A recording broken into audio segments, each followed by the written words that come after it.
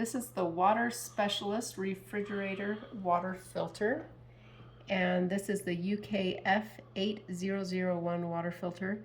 They also have a lot of different numbers to go with your fridge. I would just recommend that when you're ordering it, just make sure that on the Amazon thing it recommends that for your refrigerator. These work really well.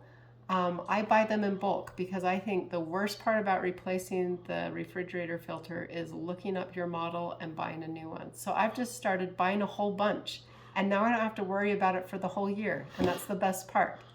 I remember when I was a kid that refrigerators used the water part always broke, right? Because it was getting full of all the stuff in the water, all the, what do you call it? Sediments in the water, right?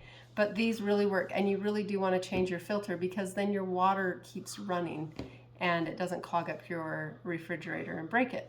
So love it, buy a bunch so that you don't run out. That's the most annoying part.